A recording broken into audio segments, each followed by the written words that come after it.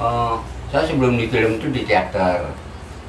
Nah, jadi mungkin Warkop mengenal saya juga melalui film-film saya yang terdahulunya atau tawaran-tawaran MD sebagai produser untuk terlibat di KKN.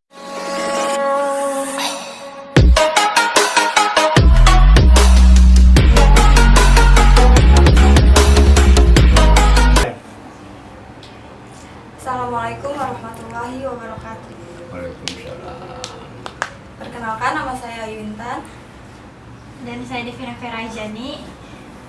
Dan ada juga Mbah Diding Boneng, aktor legendaris Indonesia. Jadi di podcast ini kita bakal nanya-nanya bareng Mbah Diding Boneng.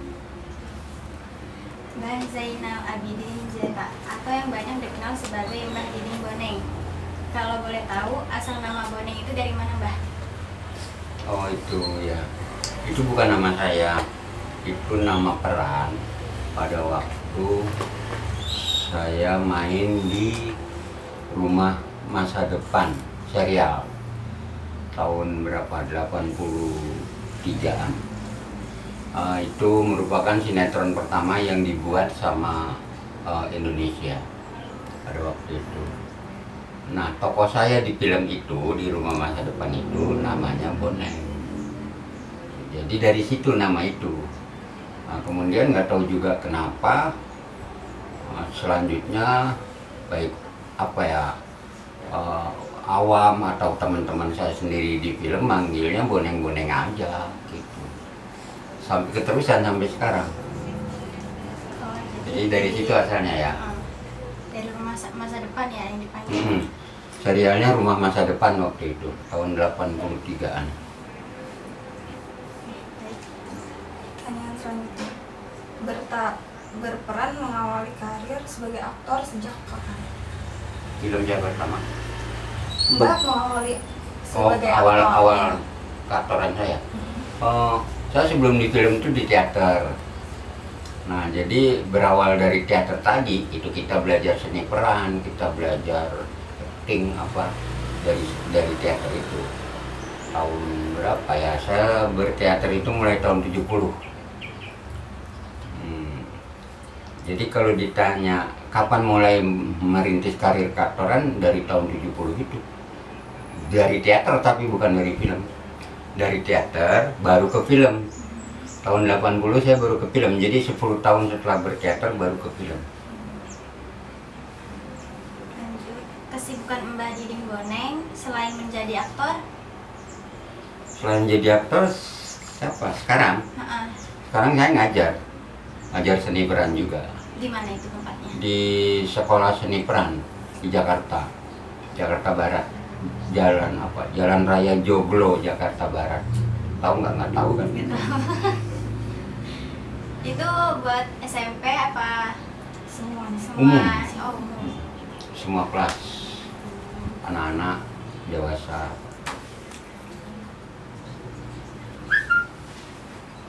Mbah, kebanyakan kan orang-orang kenal Mbah Diding kan dari Warkop, dari film Warkop DKI kan. Cerita dikit, pertama kali bisa gabung ke Warkop DKI itu gimana? Ya, saya pikir seperti teman-teman lain juga sama aja. Berawal dari teater tadi atau dari film-film sebelum saya di Warkop. Mungkin Warkop mengenal saya juga melalui film-film saya yang terdahulunya atau dari proses saya di teater. Nah, saya datang ke Warkop itu dipanggil sama tim Warkop. Pada waktu itu Warkop diproduksi oleh Soraya Film. Nah, jadi Soraya Film tuh manggil saya untuk bisa terlibat atau bisa bantu di produksinya pada saat itu. Itu saya lupa kalau tahunnya tuh kapan saya masuk Warkop itu, tapi sekitar 80 akhir lah. Tahun 80 akhir 80-an sekian gitu. Hampir masuk ke 90. Berarti kenal sama kayak Om Indro atau yang lainnya itu pas di Warkop atau sebelum? Di Warkop. Berawal kenalnya ya dari Warkop itu.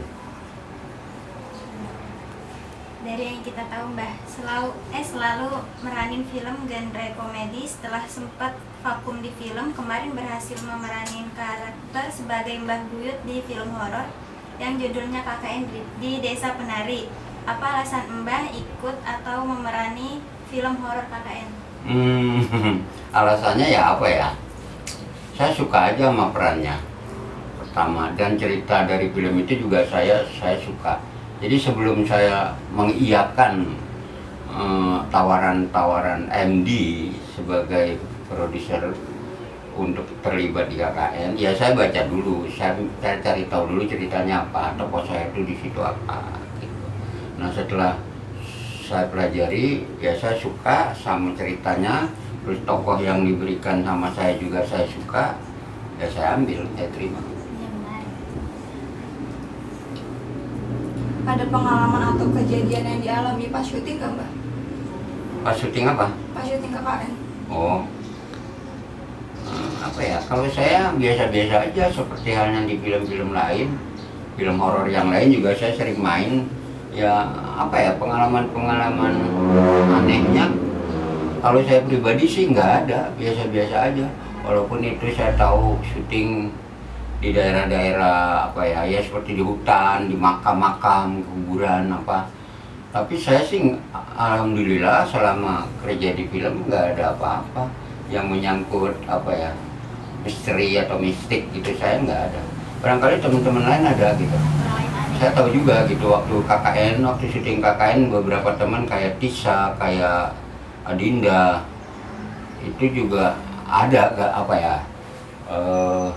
peristiwa-peristiwa batin kayak gitulah, misalnya kesurupan lah apalah gitu. Tapi mereka saya sih nggak ada. Kalau saya pribadi biasa-biasa aja. Berarti biasa aja gitu nggak? Enggak, biasa-biasa aja. Di hutan sama aja kayak di mall kalau saya. Ya karena tergantung pikiran kita. Kalau saya nggak berpikir itu hutan, ada ini ada itu, enggak, saya nggak pernah berpikir itu. Yang penting ini tempat kerja saya gitu aja. Mau di mall, mau di hutan, mau di mana, buat saya sama aja. Yang penting konsentrasi saya pada waktu itu kan bagaimana saya memerankan tokoh yang dipercayakan kepada saya, peran saya. Itu yang paling penting gitu. Jadi mau syutingnya di mana, yang utama buat saya ya tokoh saya dulu gitu. Jadi saya nggak terlalu terpikir mungkin tentang hutannya, tentang makam, kuburan apa. Saya nggak terlalu berpikir itu. Yang penting peran saya harus baik itu dulu gitu. Dimanapun lokasinya. Yang penting jaga sikap aja ya Mbak. Yang penting jaga sikap. Sikap. Ya kalau sikap kan kita di mana aja harus baik. Ya jadi perilaku apa, etika, adab gitu kan. Kita masuk di mana, di satu desa atau kampung orang, ya kita harus bisa menyesuaikan siapa kita gitu di sana. Sama di hutan, di makam kayak gitu. Tapi bukan berarti kita syuting di makam terus kita menyesuaikan diri jadi mayat gitu kan, enggak.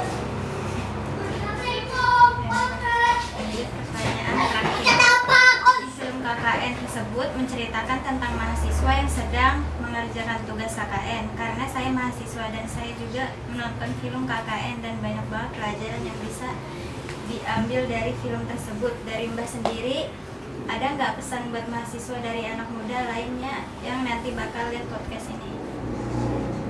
Saya pikir pesan utamanya ya tadi, di mana kita berada, kita harus apa ya? Harus mau berdamai sama lingkungan, sama adab di situ, sama etika sekeliling gitu. Kita harus mau berdamai gitu, artinya mau memahami gitu apa yang sedang terjadi di situ. Mungkin ada peribahasa bilang apa? Di mana bumi dipijak, di situ langit dijunjung gitu. Jadi artinya ya kita sekarang ada di mana, ada di air, ya kita harus siap kedinginan gitu aja. Kita ada di alam terbuka ya harus siap keanginan. Dan terakhir Mbak, pertanyaan terakhir. Saya penasaran nih Mbak, kan di film KKN itu ada apa, sebuah pedesaan di tengah hutan. Itu tuh aslinya ada penduduk yang hidup di situ nggak? kayak kita gitu. Jadi kita gini, ini kan cerita KKN itu kan kejadian yang sebenarnya ya, artinya cerita apa? Ya memang terjadi gitu. Oh berarti KKN itu cerita nyata? Ya. Cerita nyata? Kisah nyata. Cuma itu kan terjadinya di Banyuwangi. Ya, yang pada waktu itu memang di situ ada desa. Di sana itu ada desa, bentuknya memang desa. Makanya mereka KKN ke sana untuk memperbaiki air gitu, saluran air yang pada saat itu memang sangat dibutuhkan sama penduduk di sana. Nah, makanya para mahasiswa itu datang ke sana untuk memperbaiki, melancarkan tentang aliran-aliran air itu gitu. Nah, cuma kita syutingnya kan di Jogja, jadi bukan di tempat yang sebenarnya, ya. Nah, pertanyaan kamu ini kemana? Ke tempat asalnya atau di lokasi syuting?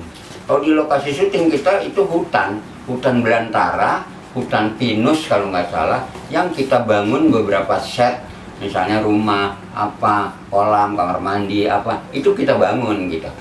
Memang kita bangun sesuai apa yang dituntut sama skenario, sama cerita. Nah, tetapi di tempat aslinya di sana gitu, dulu memang desa. Tapi kalau kita bicara saat ini, itu sudah kesan desanya sudah hilang, karena dulu yang rumahnya bilik-bilik gitu kan, atau bambu papan, sekarang kan udah rumah batu di sana semua saat ini. Di tempat kejadiannya itu minimal setengah batu gitu, kalaupun tidak full batu. Kalau pada saat kejadian itu, di saat itu memang masih rumah-rumah bilik. Jadi perkampungan atau desa di sana sekarang ini udah lebih baik gitu dari yang kejadian masa lalu itu. Ngerti nggak maksudnya? Nah, sementara kita syutingnya bukan di sana, di Jogja. Tapi kalau tempat syutingnya sendiri itu ada yang nempatin? Tempat syutingnya sendiri kan tadi saya bilang itu dibuat? sebenarnya hutan pinus.